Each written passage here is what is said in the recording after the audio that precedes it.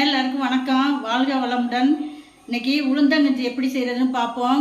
கருப்பட்டி பனை வெல்லத்தை வச்சு செய்யலாம். உளுந்து ஒரு 50 உளுந்து, கருப்பு உளுந்து எடுத்து வச்சுருக்கோம். தோல் உள்ள உளுந்து, அதான் நல்ல சத்தானது. என்ன வலி இருந்தாலும் இந்த கஞ்சி வாரத்தில் 2 நாள் குடித்தோம்னா நல்லா இது களியாக செஞ்சு திங்கலாம், இல்லாட்டி கஞ்சியாக வச்சு குடிக்கலாம்.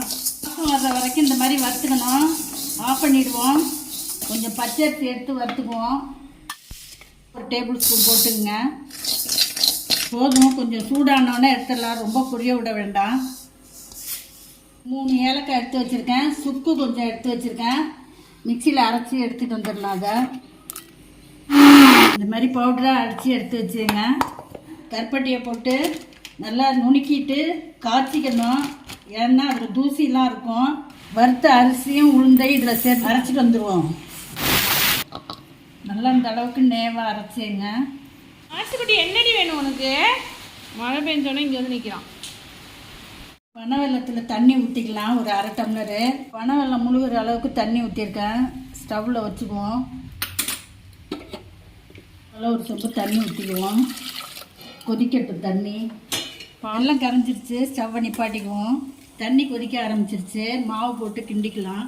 கொஞ்சோண்டு கொதிக்கிற தண்ணி எடுத்து வச்சுக்குவோம்.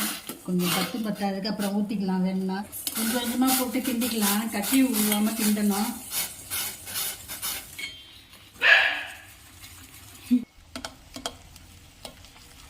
கட்டி பிடிக்காமல் இந்த மாதிரி கிண்டிக்கிட்டே இருக்கணும். இது பெண்கள் முக்கியமாக நிறையா இந்த மாதிரி உளுந்தங்கஞ்சி, உளுந்து களியெல்லாம் சாப்பிட்டா ரொம்ப நல்லது பெண்களுக்கு. சாப்பிட்டுட்டு படுக்க போவேல இதை குடிச்சிட்டு படுத்தா நல்லா தூக்கம் வரும். கொஞ்சமாக உப்பு போட்டுக்குவோம். வெள்ளைப்பாகை ஊற்றிக்கலாம். இதில் இந்த மாதிரி வடிகட்டியில் தான் வடிகட்டணும். எவ்வளோ தூசிலாம் இருக்குது பாருங்கள். அதில் பிளாஸ்டிக் யூஸ் பண்ணாதீங்க. அதுமாரி சில்வர் வடிகட்டியில் வச்சு வடிகட்டிங்க. கலர் எப்படி அழகாக மாறி இருக்கு பாருங்கள். பனை வெல்லம் சேர்த்ததுனால இந்த கலருக்கு வந்துடும். 1 டம்ளர் பால் ஊற்றிக்குவோம். அதில் ஆப்ஷன் தான், வேணுன்னா ஊற்றிங்க நீங்கள், இல்லாட்டி சும்மாவே குடிக்கலாம். நல்லா தான் இருக்கும். இந்த சுக்கு ஏலக்காய்லாம் நுணுக்கி வச்சோம்ல அதையும் சேர்த்துக்குவோம். அதில் சுக்கு சேர்த்தோம்னா ரொம்ப உடம்புக்கு நல்லது. அது நல்லா செரிமான சக்தியை கொடுக்கும். அதுக்கு தான் சுக்கு சேர்க்குறோம். நெஞ்சு கரிப்பெல்லாம் இருக்காது. உளுந்து கஞ்சி ரெடி. வீடியோ பிடிச்சிருந்தா லைக் பண்ணுங்கள், ஷேர் பண்ணுங்கள், சப்ஸ்கிரைப் பண்ணுங்கள். தேங்க்யூ.